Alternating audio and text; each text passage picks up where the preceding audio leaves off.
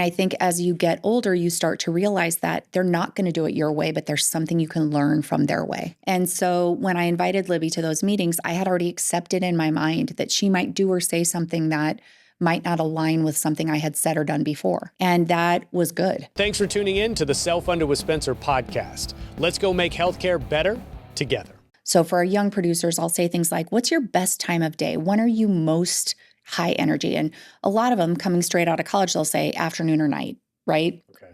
And for me, it's opposite.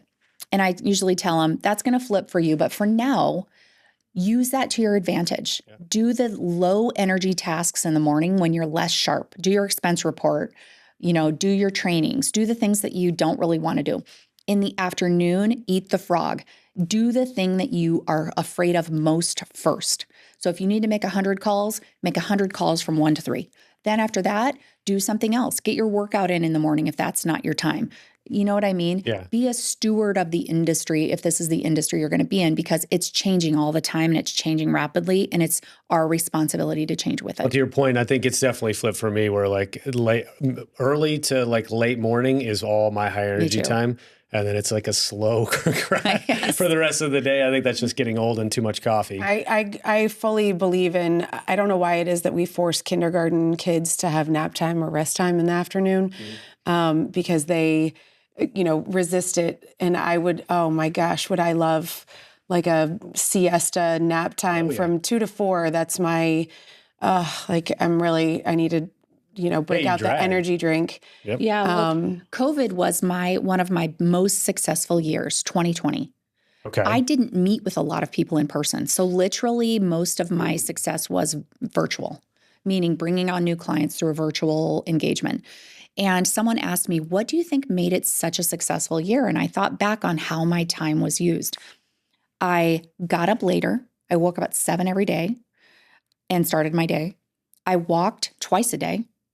I went out on my deck 10 times a day just to breathe because I had time. I cooked at home.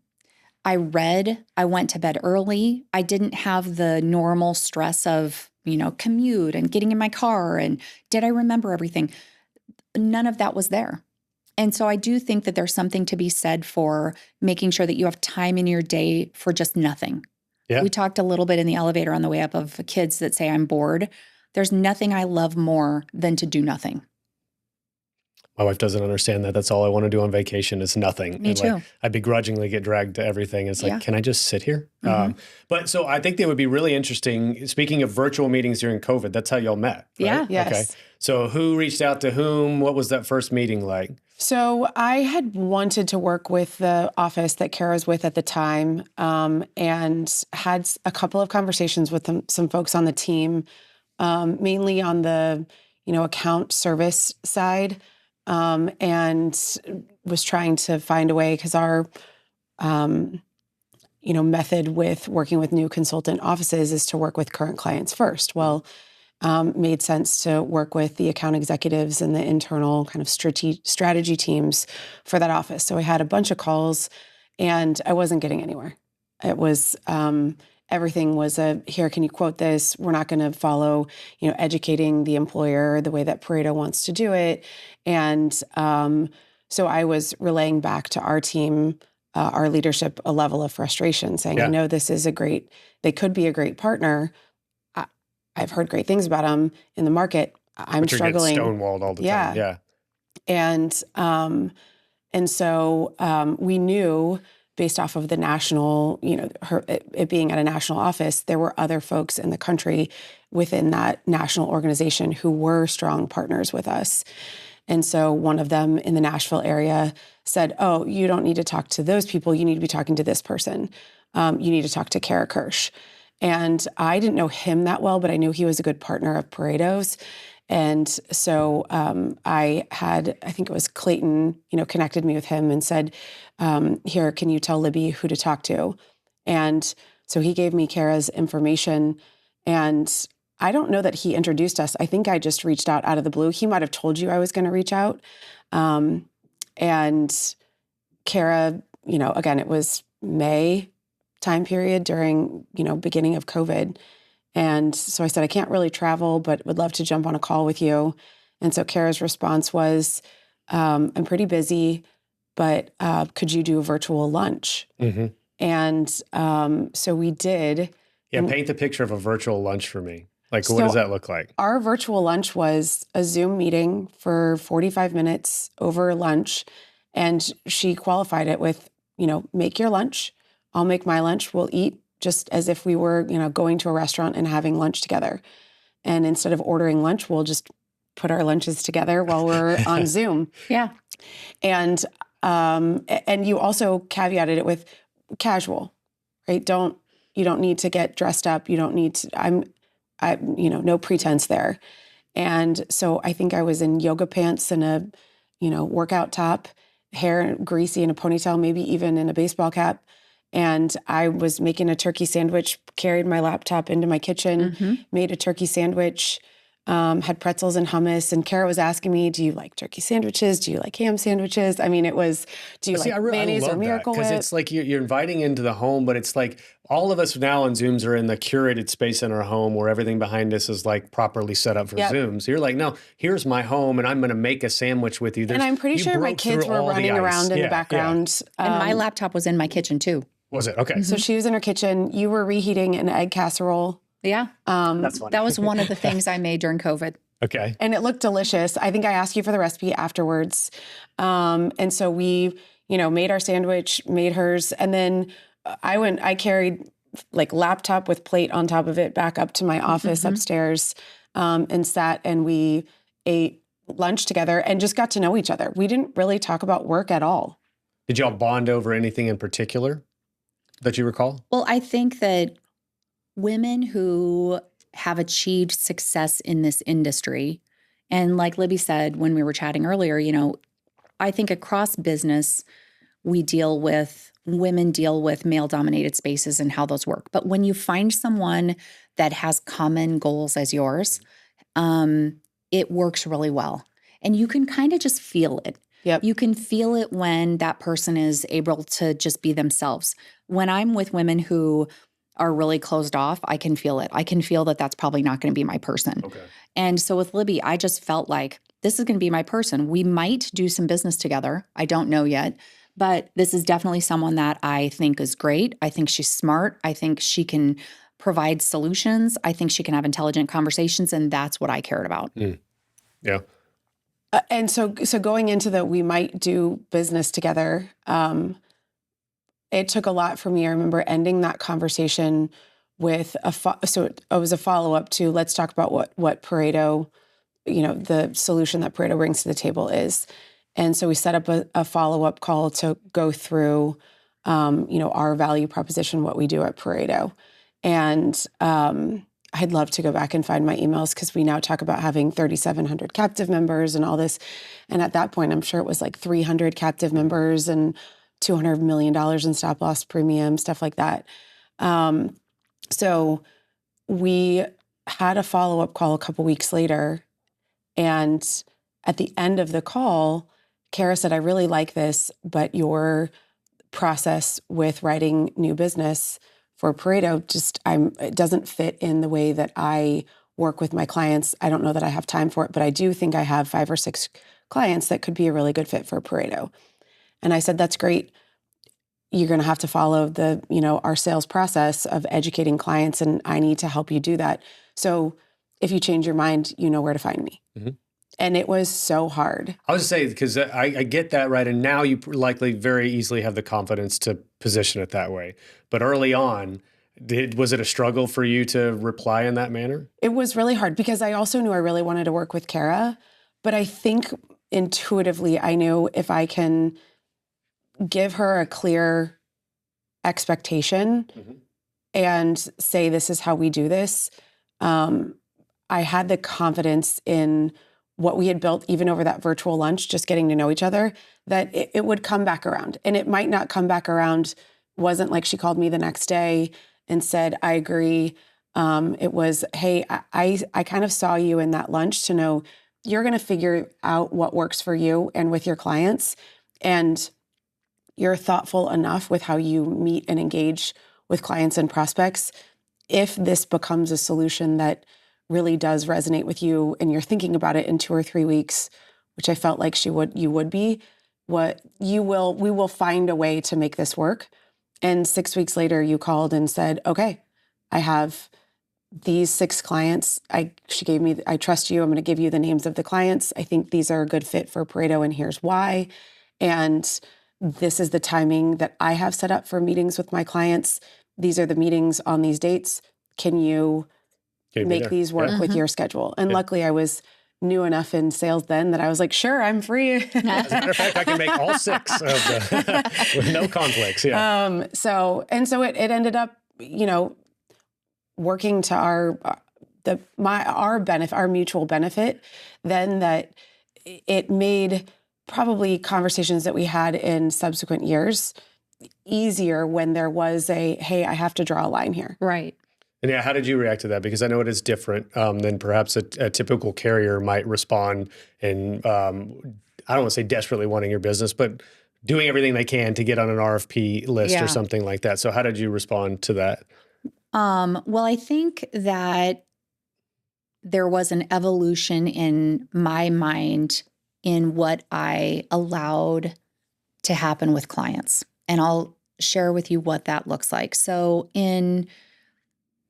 early in my career, I was very guarded with what I shared with anyone. Okay. And I think for my generation, Gen X, which is the best generation, by the way, we are fiercely independent and also very guarded. Okay. We were sort of thrown out into the world. I heard someone say recently, neglect was the parenting style of the 80s because that's what it was, like go into the world. And so I didn't trust that people would do it my way. And I think as you get older, you start to realize that they're not going to do it your way, but there's something you can learn from their way. And so when I invited Libby to those meetings, I had already accepted in my mind that she might do or say something that might not align with something I had said or done before. Mm-hmm. And that was good. And so it allowed me to learn from her. I was able to learn different terminology and I was able to learn different styles, and that served me really well at that time. And I think that's a really important note for women is it's okay to have someone be with you that may know more than you or may know it differently than you because there's something you can learn or gain from that experience, whatever that might look like. But when we've had challenges, times where we've had to have difficult conversations, we committed to each other very early on that nothing was going to change our relationship if we had to go through something. Yeah. And that commitment said openly and in an accepting way has allowed us to have difficult conversations because I'm difficult. I am a diva. Like I want things a certain way. I am always challenging the status quo. I'm always asking questions that she's probably like, good Lord, Cara, find something else. But she never does. She's always like, let me find the answer. Let me find out if we can do that. And a lot of times the answer sometimes is we don't do that. Or Cara, it doesn't work like you want it to. And it is what it is. But we've developed that rapport with each other where we're able to know that she's not feeding me a line of bullshit when I ask her a question that she might not want to answer. Fair. So I don't know how you feel about that, but I feel like the commitment we made to each other around our relationship always being the way that it was and always being strong has helped us professionally to be like, yeah, Cara, you can't have that. Or Libby, that's unfair for you to expect. Having spent years working alongside healthcare leaders, brokers, and employers, I know how overwhelming healthcare can feel for our customers. We've all been there. Those renewal conversations that never seem to get easier. Rising pharmacy costs and medical costs, and no real transparency into where healthcare dollars are going. That's why I'm excited about Nomi Health. They're not just fixing the old system. They've rebuilt self-funded benefits from the ground up. With Nomi's network, you can offer something truly different. No copays, no deductibles, zero out-of-pocket costs when members see a provider. It's the kind of benefit that makes everyone ask, why hasn't healthcare always worked this way? Ready to bring your clients something different? Visit nomihealth.com and see how Nomi is rebuilding healthcare, one employer and one community at a time. Well, I heard it phrased once, I don't care what it is, just tell me what it is. Mm-hmm. And it's the idea of like, even if something went wrong or there was a failing, tell me the truth. Just tell me what it is and we can solve it. But if you gloss over it or pretend it didn't happen, then it's going to fester and probably get worse. So I imagine y'all can have those frank conversations of what it is. And there's not necessarily any personal reputational damage or relationship damage as a result. You're working through it together. And I'd be curious from both of your lens, because you're both successful, incredibly successful in your own areas of the world. But like building a really true, deep partnership in this business is difficult to do. It takes years. It takes trust. You've got to have personalities that jive well. And so, Libby, I don't know if I'll start with you and Cara, go to you, but like best practices of how to get with work with a consultant and build like a really deep relationship.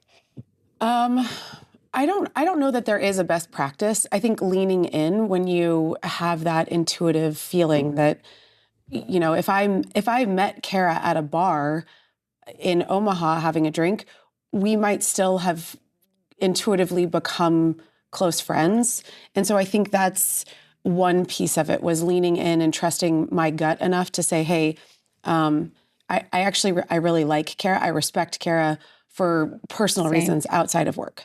And then from work, I think, just like Cara said, knowing that you can always separate the personal relationship that we built with the business relationship that we have. But it does spill over a level of respect and, man, I am struggling for words this morning, a level of respect and just honesty, right? That's a pillar of friendships with people, at least for me. Yeah. And so that spills over into work where, you know, I'm not going to gloss over a tough conversation. We're going to have a tough conversation. And I'm going to start it with, hey, Cara, you're not going to like my answer. This is the answer. And sometimes I don't like the answer either, but I'm going to have to give it to you because this is just the way that, from a work standpoint, business, like this is how things operate here. And this is what I can do and this is what I can't do.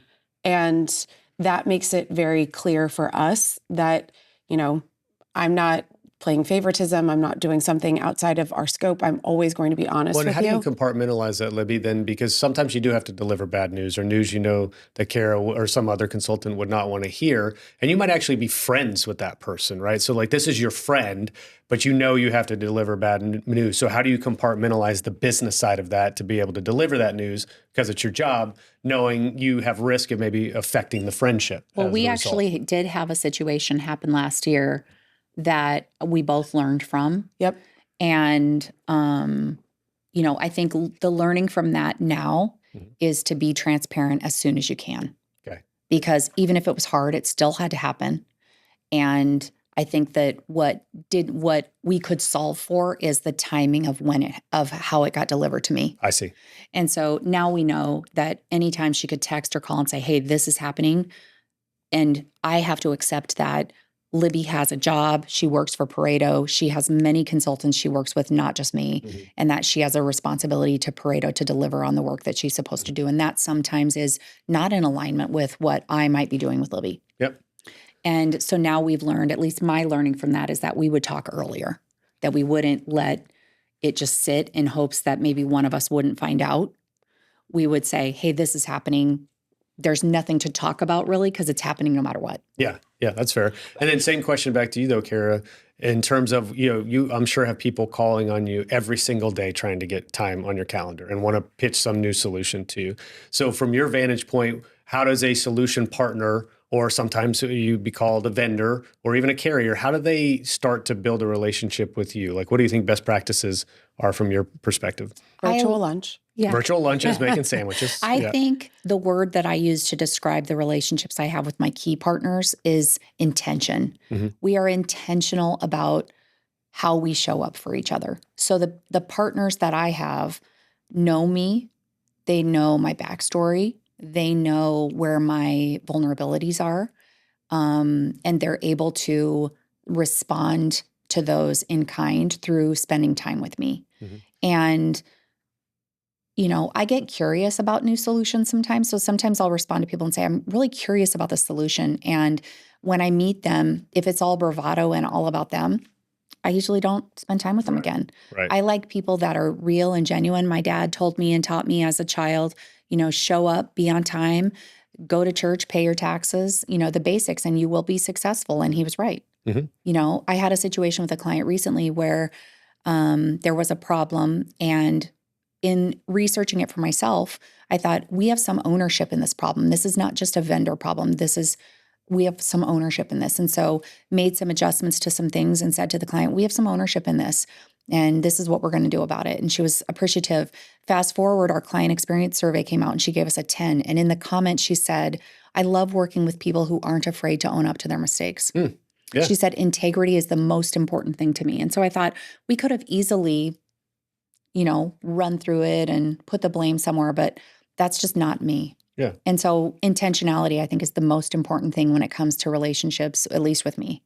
Well, I could say it's easy to paint a solution on the surface as being perfect, right? You have an answer for every challenge or every objection. The reality is inevitably something can and will go wrong. And to me, it's less about avoiding that as it is solving for it together when it does happen and doing everything you can to fix it. And I think there's a tendency for, especially on the solution side of the world, is like, oh, I've got like the brand new shiny thing and it's going to solve your problems, Cara. Just you wait. And the reality is nobody has that. Nobody has that silver bullet. And so we're all working within the constraints of this very complex industry that we work in and trying to do our best in the lane that we swim in. I think just being honest and open about that is crucial. One of the key phrases that I change when people say it is people who say they need to understand. No, they don't. Like they understand what they understand, and it's our job to understand what they understand and then help them understand how it could be better. Yep. But no one has to understand what you understand. Yeah. And I think that's really important. Well, speaking of, it's a nice segue. What you understand that I may not is working as a female and being a mother and balancing that life with a very successful working life as well. And so I would be curious, just kind of giving you some of your background of like how you've built up this really great career while also having 3 children and all the pull on your time and your calendar, what that looks like until making sure you keep your head above water, keep everybody happy, keep the lights on, all that stuff. Well, the lights were on. Okay. That's one thing I can say. Good. Everybody happy? No. I used to believe that you could have balance, and that's not true. You can't. You have to sacrifice certain things. And for me, I grew up in a working class family. My parents didn't have a lot. But what we always had was consistency, love, support to raise our hands and those kinds of things. So when I had my kids, I wanted them to have those things, but I also wanted them to have the material things that I never had. And so I worked really, really hard to give them those things. Yeah. And, I don't have regrets in my life, but would I change anything? Probably. But I had a lot of paid help.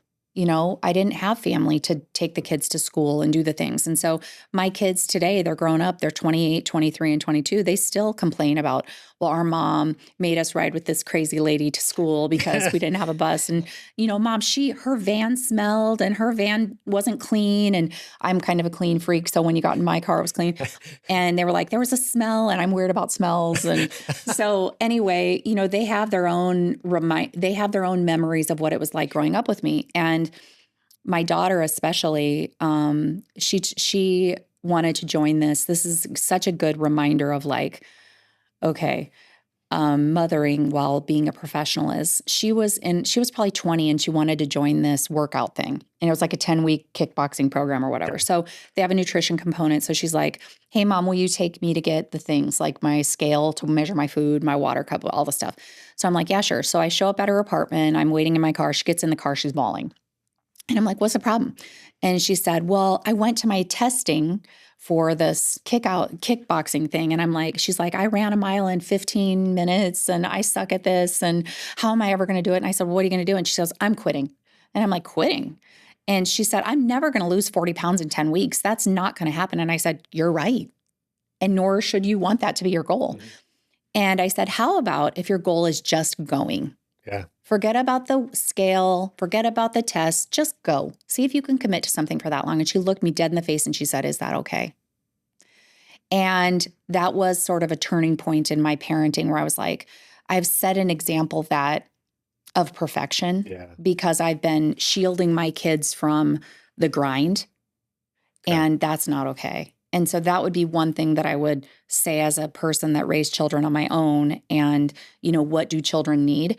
fast forward, I have a grandson. He's going to be 2 this month, and he is the light of my life. And he's so cute. I get to do all the things with him that I didn't do with my kids. You know what? I witnessed that with my dad, just to draw a corollary there. He and my mom ran a mom and pop construction business for over 30 years, literally out of our house. The office was always in the house, all the phone calls. They were working from home before working from home was cool. Yeah, before it was cool. No Zooms, though. Nobody was on a Zoom.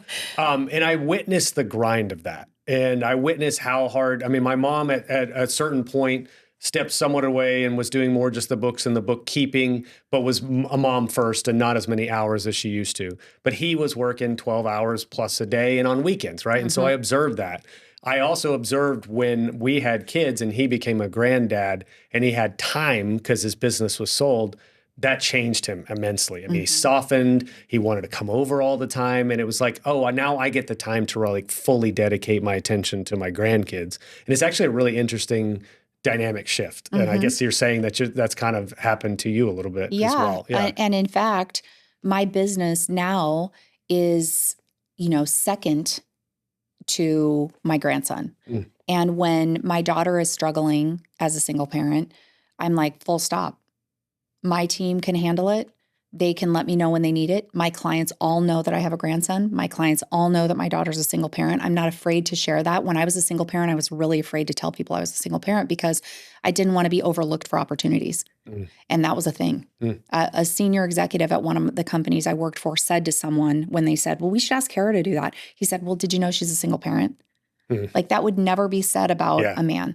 And so I think it's really important for people in your life that know and love you, and that includes clients, that you have a life and that there's turbulence in that life. And sometimes you have to do the things that keep that glass ball that you're juggling so very delicately in check. ClaimDoc is a medical claim auditing and member advocacy company. We provide fiduciary services to employer-sponsored benefit plans, and allowing them to create an environment where we ensure that the benefit plans are being charged in a fair and reasonable basis. My business is basically people, and it become a real simple transition. We thought it was going to be far more complex. I've saved, we'll say, hundreds of thousands of dollars. I could not say enough about ClaimDoc. And so, she told me recently, she was like, Mom, I have something on the 18th and it's an all-day thing. I'm like, let me look at my calendar. Everything I had is internal. I'm like, I'm blocked. I got you. And when I have him, there's no business happening. I'm playing. We're building blocks. I built my basement into a full-on childcare center with a climbing wall and a ladder and a swing and 2 cars and all the things that he loves. Heck yeah. We have a tent down there. We play. We go on hikes down there. We do all the things that I feel like I did with my kids, but not as much as I would have wanted to. Well, Libby, same question to you, because I know your kids are a little bit younger, kind of like mine, and you're in the full thick and swing of it, right? Yeah. And I haven't tooted your horn yet, but you were a top salesperson at Pareto the last 2 or 3 years. Yep. So all of that's going on, and yet you still are crushing the leaderboard. So how have you been able to strike that balance? I would say not very well. Okay. I think anyone you ask will say that. But I have 2 daughters, and my husband and I both work from home. We both travel, and I think it's more common in the Midwest to have, based off of cost of living and just general kind of culture, that more moms stay home when they have kids. And so my daughters have struggled a little bit more with that, that I work and I travel probably more than my husband now. And so they always say, you're the only mom that works. You're the only mom that travels. And so having to reframe that for them is something that I try to do. Hey, you're going to be better for it, right? You have to learn how to be a little more self-sufficient at a slightly younger age. And it's not that I'm leaving you home overnight by yourselves. It's you have to be prepared for school. You have to, if you want to pack your lunch, you have to be able to pack your own lunch at 11. If you forget your cleats, no one's bringing them to you. If you forget your homework, that's on you. My kids now have, this summer was the first time, I don't fold your laundry. I'm going to put it in a laundry basket. I'm going to put it in your room. And for two reasons. One was I was so frustrated with folding laundry and putting it in their rooms for them to put it away. Yeah. And then they would just dig it out of the laundry basket and then everything was wrinkled and gross. And I was like, why am I spending all my time folding your laundry? If you don't care, why do I care? Yeah. I washed it, I dried it, it's in a laundry basket in your room. And they have to do things around the house like unload the dishwasher and those sorts of things. And none of it is a high task. I don't think it's too difficult for a 9 and 11-year-old to do. But it's when you're in high school, when you're in college, when you are finally independent and live on your own, you will be better for the things that I'm teaching you to do. At least that's the story I tell myself, is I'm helping you become more independent. I don't think you're off base, and I don't think it's necessarily right or wrong or better or worse. It's a similar thing that I said earlier. It is, right? And so what it will instill, from what I'm hearing, is that it will instill personal responsibility, accountability, promptness, all the things that are going to make them better human beings in life. So whether that's better or worse than mom doing it for you, I mean, I'm sure people that are parenting experts can debate all that. My perspective too, and I would like just to share, I am the provider in our family, right? So my wife does stay home. She hasn't always stayed home, but the last 6 years or so, she made the decision. She actually came to me and said, I'm missing out on too much. I'd like to stay home.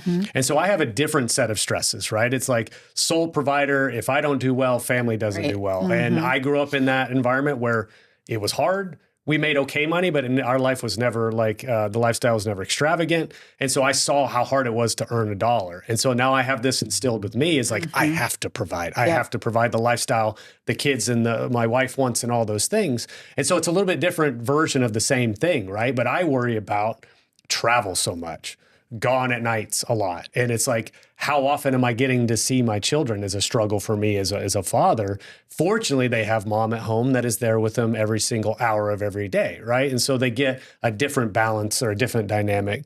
I don't know what negatives, though, that might be instilling in them or what they're observing from their perspective with this balance. I don't think that it's instilling anything negative, right? And I've actually looked at my brother who's recently divorced, but his ex-wife stayed home with kids. My mom stayed home. My husband's mom stayed home.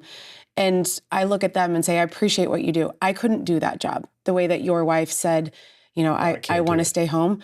I'm not cut from that cloth. Yeah. But also I look at my brother, my father-in-law, my dad, and I say, I can't imagine the weight that you carried in doing that. Logistically, my life is more difficult because my husband and I both work. But we have a little more equitable division of labor at home because of it, because we both travel. And so when I travel, people call Peter all the time and say, do you need dinner? Can we take the girls? What can we do? When he travels, Nobody calls you. Libby's got it. Yeah. But that's, if there's a snow day while I'm traveling, frequently everyone's like, are the girls okay? I'm like, yes, they have a highly capable father who can do this. Like we're used to this. But I'm blessed too that, I've had conversations with my husband around, do you want to stay home? And I don't want to, but he could. And that would create a different level of stress for me. Yeah. I think completely different if you're, a single income household, single mom. You don't have that equitable division of labor, and you don't have the option of, help. Yeah. And I was 100% on my own. Yeah. Financially, time, everything. Well, so we listed off a couple things that the kids might benefit from growing up in that environment. But if you were to put your finger on one or two things that you think are most important for you as working moms, as very successful, that you are instilling in your children, what do you think those would be? For me, I think it's problem solving. Okay. My kids are independent and know how to solve a problem. And they might not solve it in the way that I would recommend, but they all are equipped to do that. So I remember when Mariah was in high school and she was going to fly from California back to Nebraska to see our family. And my friend, whose daughter was the same age as Mariah, said, "What? She flew alone? Like she knew what to do, get to her next connection." She was like 15. And I'm like, "Yes." She goes, "My daughter wouldn't even know where to go in the airport." And I'm like, "Yeah, okay." Like Mariah's been flying by herself since she was 5 because she always had family in California. So I think that they all can problem solve. My son recently got into some trouble, and I didn't know that he had gotten in trouble until 3 months after it because he figured it out. He figured out what he was going to do about it. He figured out what he needed to read. He figured out what he needed to do. And then he told me about it. And I said, well, I'm disappointed that you got in trouble, but I'm also proud of you because you didn't come to me. And I won't always be here for you to come to get advice. You're going to have to figure things out on your own. And that's your job now that you're an adult. Yeah. What about you, Lib? So my kids are younger, so I don't think the problem solving aspect is different. But I would say, the level of independence and self-sufficiency that they, I woke up one morning, I'd slept through my alarm, and my older daughter, Winnie, had made scrambled eggs and toast for herself. And I don't know that, I don't know that that's that advanced. But I do know that, I didn't know she knew. She just watched me do it enough times that she was like, I can figure this out. So maybe it is problem solving. But, she was like, my mom's tired. I'm going to let her sleep. She's apparently not up. I got to get myself ready to go to school. I'm hungry. I'm hungry. I like eggs. I'm going to make scrambled eggs. And so that's become one of the things that she now does is in the mornings, she makes scrambled eggs for herself and her sister a lot of times before school. And so it's cute. It's sweet. But I like the level of independence that she just kind of took initiative. We had a rule when my kids were little, and it was, you can't wake mom up on weekends until the clock says 9:00 in the kitchen. And all of them knew what 9:00 was. Now, let's be clear, I never really slept till 9, but it was a rule. And so TJ and Sean, my boys, are only 17 months apart, and Sean was still in a pull-up when TJ wasn't. And they would wake up. TJ would help Sean take his pull-up and put it in the trash. That's awesome. And they would go downstairs and watch TV quietly until that clock said 9:00. And back then, the cable box had the time on it. Do you remember that? Now there's no box. Yeah. But it said 9:00. And so they knew what to do. Would they wake you up right at 9, by the way? No, I was usually up, but it was a good, you have independence from this time to this time. And, oh, by the way, I need you to work together. Yeah. And so they did. And so I think that those are really good qualities to instill in kids because you're not always going to be there. And your job, someone said to me, a parent's job is to become irrelevant, not unloved, not that they don't need you, but that they can function as a contributing member of society, barring any other issues. And for my kids, I'm proud of the fact that they can do that. That's my in-laws have said. So they have, my husband's one of 4 kids, and they're a very tight-knit family. And my mother-in-law has said over and over again, we get together as a family with the hopes that someday you guys will get together without us. Even if we're still alive, we want you guys to still do the things that we do as a family with us kind of spearheading. We would love for that to be something that you guys do, that you spearhead getting together on your own. And my mother-in-law frequently says that, she misses her kids that don't live in Kansas City, but every single one of them has left Kansas City for a period of time, and 2 of them never came back. My husband's younger sister went to school in Europe. She went to college in Europe. And I'm sure that was so hard for, her parents, for her to be in Europe, not even, it's not even an easy couple hour flight away. But that they're so proud of the fact that she had the independence to say, this is what I want to do, and I'm going to go do it. And I hope that my kids are that way someday. You guys talked about working virtual before virtual was cool and before Zoom. In national accounts, I worked at home a little bit. And my boys were in first grade and kindergarten. And they knew how to use the garage code when they came home on the bus. And there was a sticky note on the garage door when you come into the house that said, "Mom's on calls, be quiet." Because they would come in and say, "Mom," they'd be excited to see you. And at that time, my leaders did not want my kids at home when I was working at home. Right? Okay. And so you were supposed to have coverage, daycare or whatever. And I was like, well, that's silly. I'll just teach them that from 3:30 to 5 or 4 to 5 when you get home off the bus, this is what I need from you. And I'm going to make it so that it's worth your while. And so when they would come home, their snack would be laid out. They'd be able to lay in my bed and watch TV, which was a big privilege. Those kinds of things. because I was there. Pareto Health is the largest benefits captive in the United States. With nearly 3,000 captive members, $1.3 billion of stop-loss premium in force, and almost 1 million covered lives, no other benefits captive comes close to Pareto Health's scale. But it's not just about the numbers. Pareto Health is a mission-driven organization, and that mission has two distinct parts. Number one, to make self-insurance simple and more accessible for small to mid-sized employers. And number two, to arm them with the most powerful cost management tools on the market. So if you're an employer frustrated with your healthcare outcomes, or you're a benefits consultant looking for an alternative to the status quo, it's time to consider Pareto Health. Pareto Health, where employers come to do self-insurance right, to do it easily, and to do it at scale. Yeah. Well, there's a number of different subjects we can cover, but I think we've got probably 20 minutes with all of our time constraints. So I'm going to put the onus on you guys. Where should we go next? Do we want to talk business? Do we want to talk clients? We're building a block of business. What would be topics that you guys came down here? Y'all traveled here, so you tell me what you want to cover. I think it would be great to talk about building business and how we do that. I think everybody has a time in their career when passion and purpose get fired up.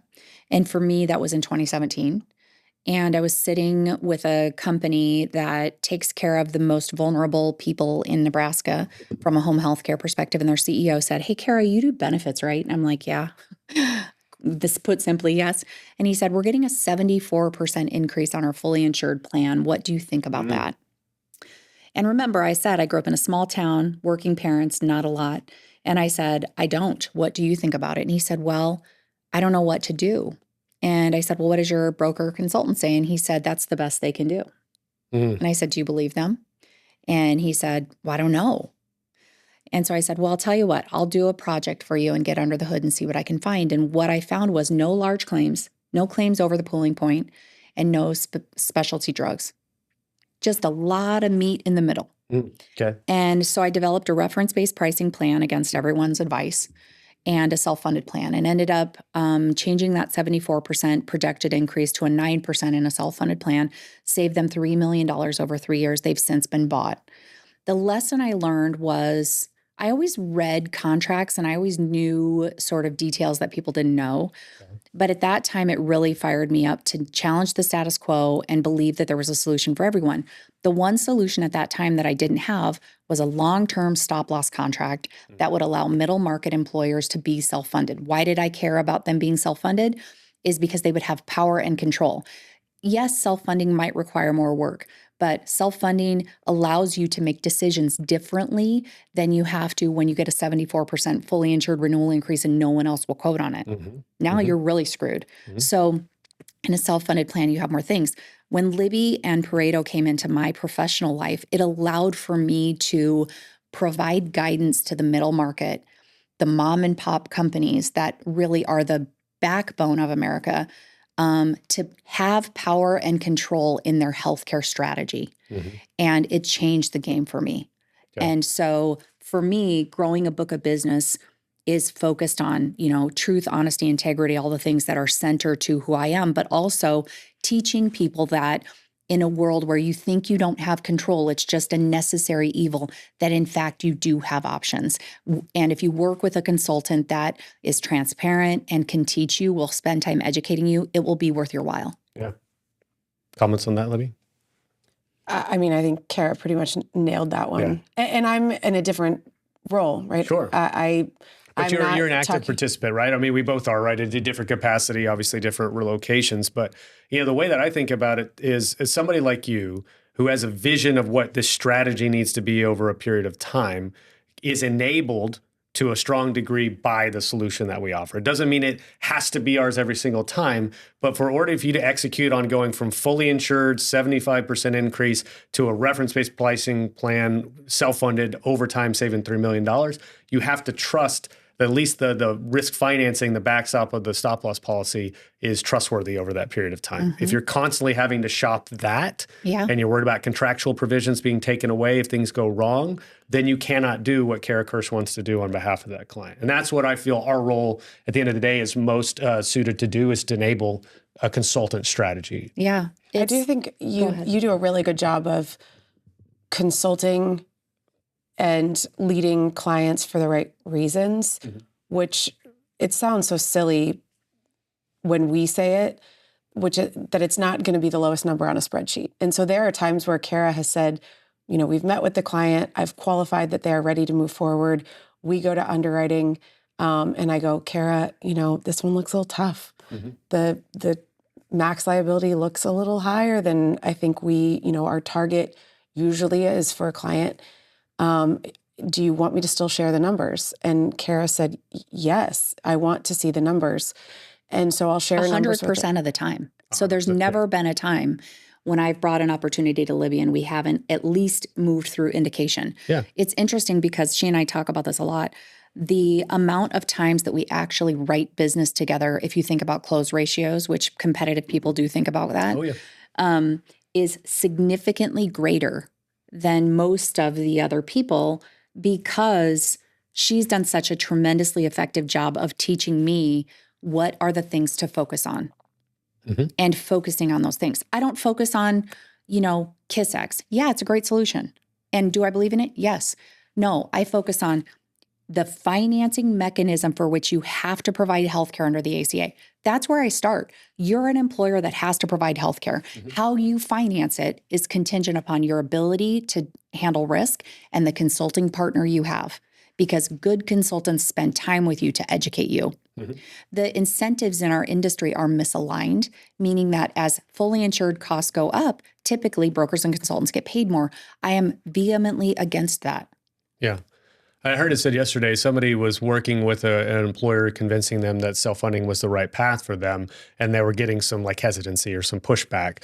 And ultimately his response to them was, hey, you've already committed to spend $2.5 million on your health plan. How do you want to finance it? Right. And it was reframing the approach of self-funding and the max liability and some variability in possible outcomes. It's like, you've already committed to $2.5 million.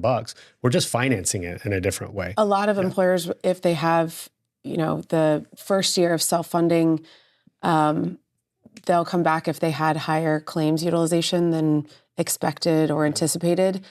And they come back and go, we shouldn't have gone self-funded. And so good consultants, I think, can also relay back to that same employer that paying for your claims through a self-funded mechanism isn't actually what changed the claims behavior. Right? Yeah. You didn't there was no impact to claims happening on your plan. And so let's talk about what your renewal would look like this year without any information. That 79% increase that a client got,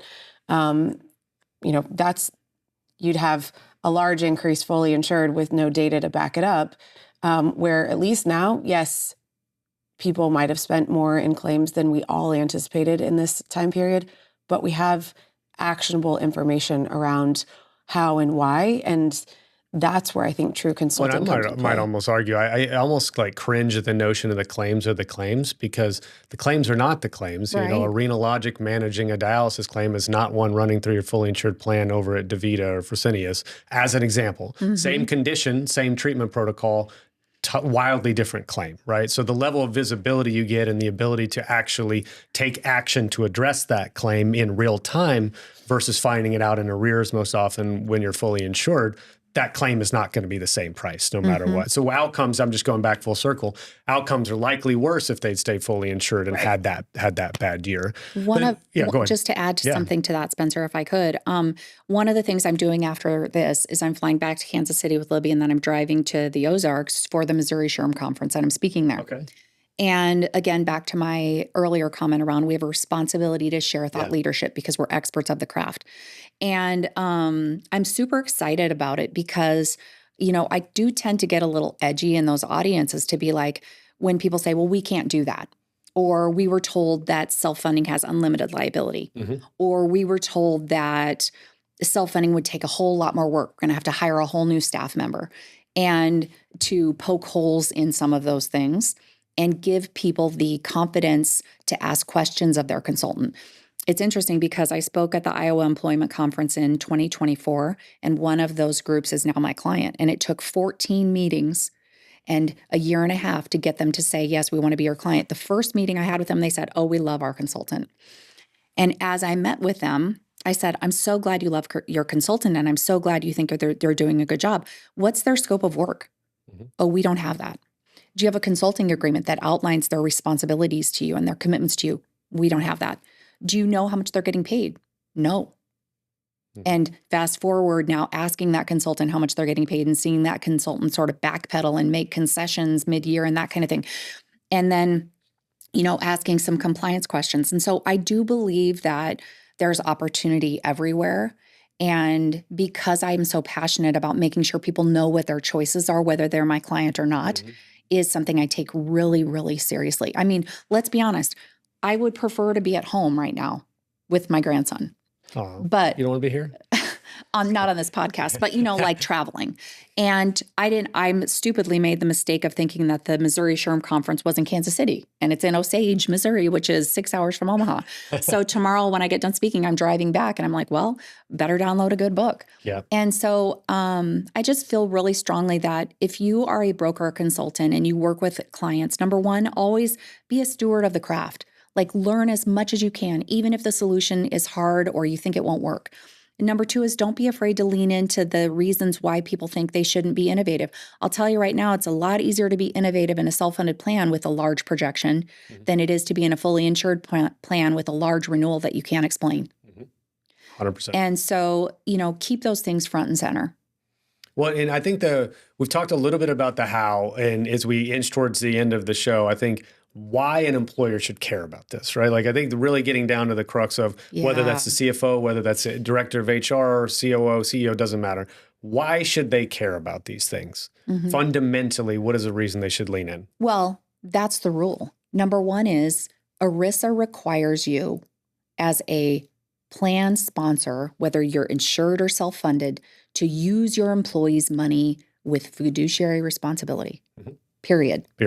And you have a responsibility to make sure that anyone who interacts with that dollar you take from those people's paychecks that now they're spending on healthcare that they may or may not be able to afford to use is used in a way that's appropriate.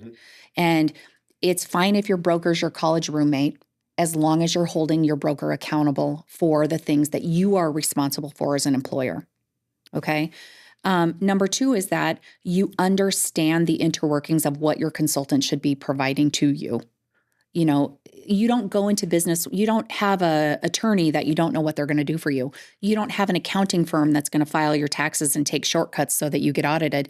You certainly don't want an employee benefits broker or consultant that you don't know what they're going to do for you and have expectations of them that are appropriate. Yeah. What about you, Libby? What do you think the why behind this? Because you do what you do. You have a really strong drive, very successful at it. But why do you wake up every day, year after year, and stay motivated doing this?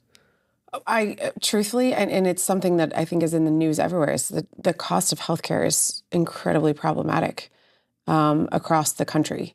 And I think each kind of, from a political standpoint, because my husband's a lobbyist and we lived in DC for 12 years, there's every kind of turn of Congress and administration, they want to focus on one thing or another. And I don't think it's insurance companies. I don't think there's a singular problem, right? I don't think insurance companies are the problem. I don't think pharmacy, drug manufacturers are the problem. I don't think PBMs are the problem. I don't think hospitals are the problem. I think collectively there are problems and flaws in all of that. But I think the bigger flaw probably for us is employers who don't have the right consultant partners and are complacent around it. And so I think that's, helping employers to understand that they have power. And maybe that's something that I think benefits Cara and me, as, we've talked about in the very beginning, being females in a kind of a little more male-dominated industry, is that there is a lot of complacency. And so the fact that we've worked a little bit harder to grab our seat at the table and claim that seat at the table helps us to communicate to employers that you can do the same. Yeah. It doesn't really matter, male, female. It's okay to be a student of an industry, to learn a little bit more and claim your seat at the table because you do have that responsibility. Chronic health issues, surprise out-of-network medical bills, inflated medical and prescription drug prices. These issues cost self-insured employers hundreds of millions of dollars every year. Add to this the rising cost of care and potential for waste across the life of a claim, and it's clear that self-insured employers need innovative solutions that lower their health plan spend. At Valence, we've done just that, developed innovation that shifts the current paradigm. A complete and integrated ecosystem solution driven by data, one that manages and simplifies the complexity of medical claim costs. It is through analyzing millions of data points that we enable employers to realize and fuel cost-saving solutions. Valence experts come prepared from day one, targeting the fraction of claims that will drive the majority of health plan costs. That is how our team lives the Valence promise, engaging early and often for smarter, better, faster healthcare. Yeah, I would agree. And so why don't we talk about then a little bit future looking, and we'll land the plane here. In the next couple of years, you said it was idiopathic in terms of like what are the actual problems in the industry. It's not one thing, it's a multitude of things. But what are you both anticipating in perhaps the next 2 to 3 years, let's keep it near term, of big changes that are going to happen in healthcare? I think truthfully, it's the cost of insurance, the cost of healthcare is not going to go down. It is going to go up faster than we've seen it go up in the last couple of years. I think there's going to be a huge, financial strain on non-hospital system hospitals. Okay.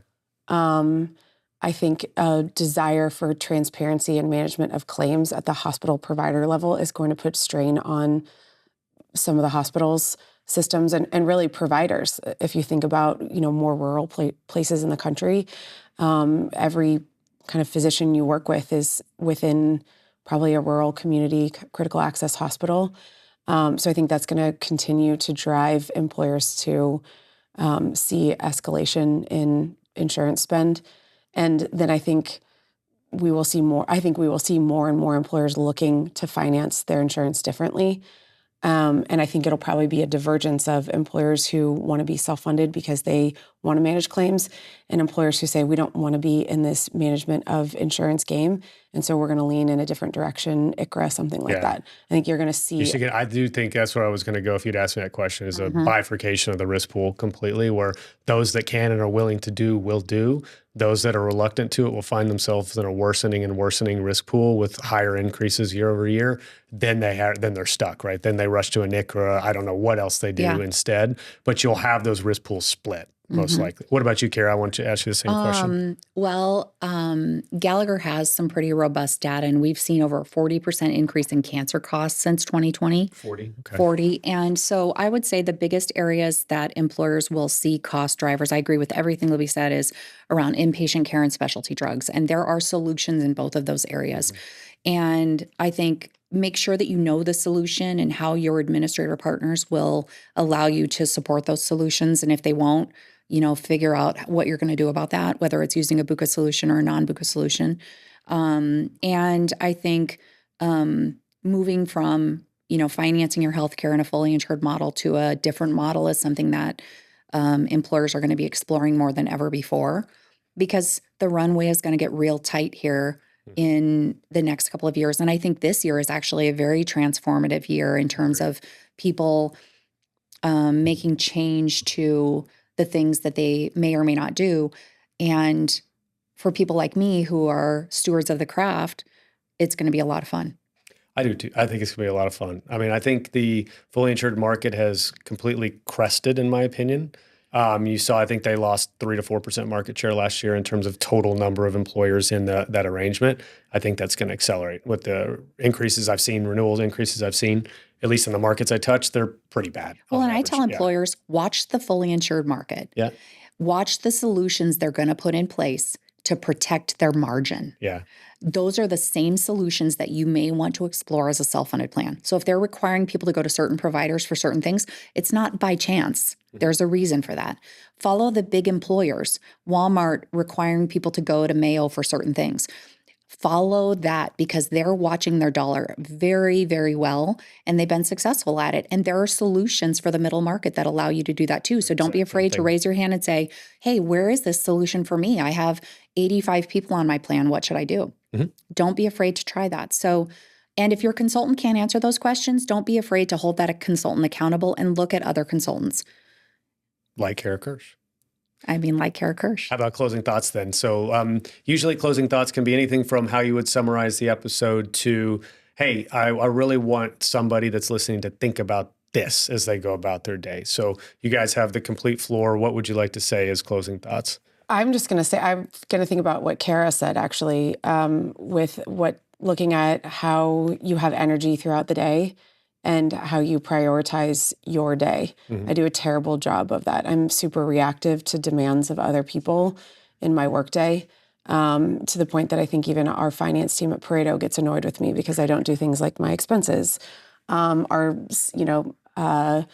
sales leadership gets annoyed with me because I don't log, my activity and report my activity back. And I let certain things fall by the wayside. And I think some of that's probably okay to prioritize in my day, what works and what doesn't. But, I miss working out. I was telling Cara that with my girls being at camp for 2 weeks, one of the things I did that I hadn't done in a long time was work out regularly. Like I work out, but I worked out every single day that my kids were gone because I was able to give myself 45 minutes, an hour and a half, and unapologetically. I wasn't having to answer to anybody about leaving the house one more time or spending, those minutes on myself. So prioritizing that, which might mean going to bed earlier and getting up earlier. Don't love that idea, but I guess I'm at that age. I think for me, I'd like to offer just three. My first is to thank you for having me. It's such an honor to be sitting with such esteemed colleagues, both of you. So thank you. But number two is to employers. And I offer you 2 taglines that I want you to keep in mind. One of them is follow the money. And the second is a closed mouth doesn't get fed. So ask more questions until you get to an answer that you understand. You might not like it, but you understand it and you can do something about it. And the last thing I'll offer is to the women in our industry and the men who are there supporting them. Number one, if you see something that doesn't seem quite right for my male colleagues, please say something and defend the people that are expecting you to defend them. But for women, don't be afraid. We want young women to come into this business. We want you to be in sales. We want you to be in consulting. And if ever I can support you through that journey, you can find me on LinkedIn, and I'm happy to do it because we need more women at the table, where when women are at the table, good things happen. Well, that's a great way to end it. I know you guys got a plane to catch and I got an event to get to. So Libby and Cara, thanks so much for coming down. Thank you for helping kind of spearhead this as well. Yeah, this has been awesome. This is fun. I always love 2-person podcasts because I get to do even a little less work, which is great. But this was fantastic, and hopefully we'll get a chance to do it again sometime. Yeah, thanks absolutely. so much, Spencer. Thanks, Libby. Spencer.